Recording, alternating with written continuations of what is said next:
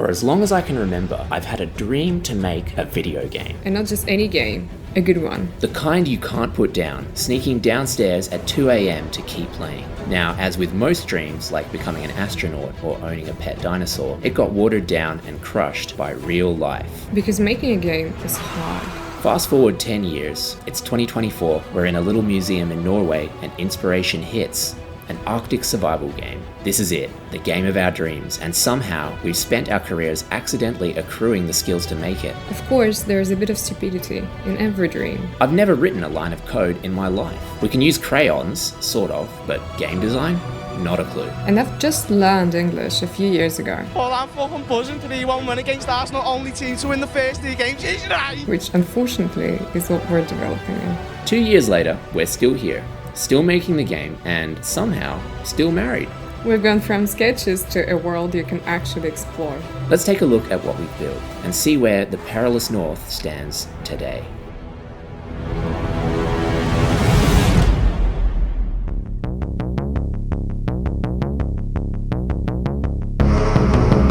We've mapped out progression and gameplay on paper, but as they say, no plan survives first contact with the enemy. So ultimately, the only way to know if our crazy ideas work is to build them. There are 2 main aspects of the game planned, the main narrative and the crew narrative. These 2 aspects should give the game both a tight narrative and reactivity to gameplay. We're starting by building a quest near the beginning of the game and building out all the systems needed as we go. Tools for making dialogue and cutscenes, where you choose how you interact with the world, and the means to travel from place to place, gathering clues and progressing the main narrative as you go. This aspect of the game is where you told a tightly woven narrative about the world. What's very important here is even though we have a specific story to tell, we give you the tools and freedom to explore and experience it in your own way. On a tangent, our Steam wishlists are steadily climbing. We recently broke 1,000, which is a big milestone for us. If you'd like to be notified when the game releases, or goes on sale, or just want to support us as developers, that's the place to do it. You can also check out our TikTok, or you can join our Discord, where we're quite active and post more bite-sized updates on the game. So, what are you actually doing to progress this overarching narrative? In a nutshell, you move from landmark to landmark, and you use the crew's expertise to uncover the truth. While we aren't focusing on the crew management yet, they still shape the way you experience this main narrative storylines. In this example, we're following in the footsteps of another expedition. The hunter might be able to tell you something about these sled tracks that nobody else can. The cook can probably give more insight than anyone else about some old food tins you find. This in turn could lead to small insights that unlock future dialogue options or other opportunities. The way in which you navigate in the survival layer is a bit different too. There's no quest markers or giant floating arrows telling you where to go. You use your landmark sketchbook to find recognizable features in the environment in a kind of treasure hunt, going from big feature, like a distinctive mountain or fork in the river, to small, like under a rock or inside a supply crate. The objectives, both short and long term, are very broad. You start in one place and you need to go to another. How you get there, when, what paths you take and don't take, and in what state you and your crew arrive is completely up to you. What you don't see yet is, well, any real gameplay. We're still in the process of implementing the crew narrative, driven by gameplay systems and player choice. This is where you'll be managing the crew, deciding who does what and when. It sounds simple, and it is, but combined with the other factors of the game, such as cold, hunger, wild animals, weather conditions like wind, and of course the crew's individual personalities, this is where the game is going to shine, and you get to tell your own story and make the captain and the crew your own.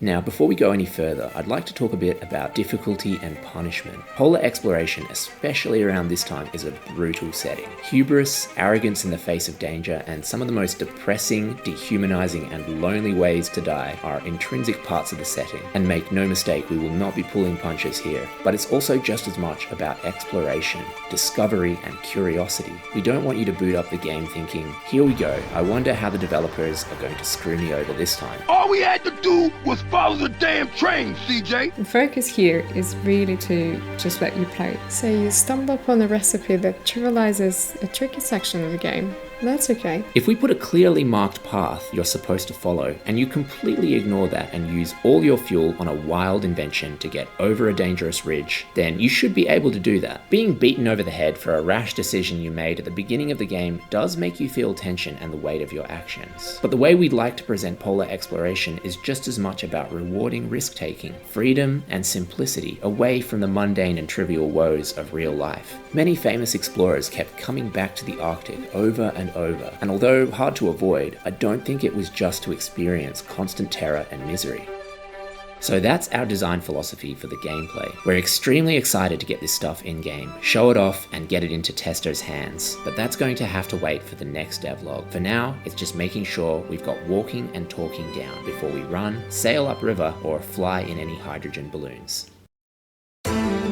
On the creative side, we've been working hard on characters' appearances and personalities. This is Alistair, the expedition's hunter, a fearless, cunning, and vengeful officer driven by pride and thirst for danger, equally capable of ruthless cruelty and surprising loyalty. Our default robot friends have served us well, but it's high time to say goodbye to them, and we're taking early steps to get some real characters in-engine. They are the stars of the show, and having them in-game will go a long way to breathing life into the crew. They are not ready yet, but it's exciting to see them coming to life. We've also been experimenting with motion capture performances. The jury is still out on this one, as we're going to have to wait to see how this looks with one of our own 3D characters. It's a powerful bit of tech, but if it ends up being a little gimmicky, we might pass on it in favour of simple 2D portraits and some exaggerated stage-like acting from our 3D models. Kind of a mashup between Persona and Desperados. When it comes to environment art, we're leaving everything intentionally undercooked until we know for sure what our level designs and map sizes are going to look like. Resizing this takes a few hours, changing this quite a fair bit more, and resizing this, yeah, forget about that. Overall, while there is still so much left to do, we're extremely excited with how things are progressing. From the moment we've started, we've kind of just thrown ourselves off a cliff, waiting for the moment where we hit a brick wall, some insurmountable obstacle, but it just hasn't hit us yet. The further we go, the more we think we might actually be able to pull this off and make a really good game.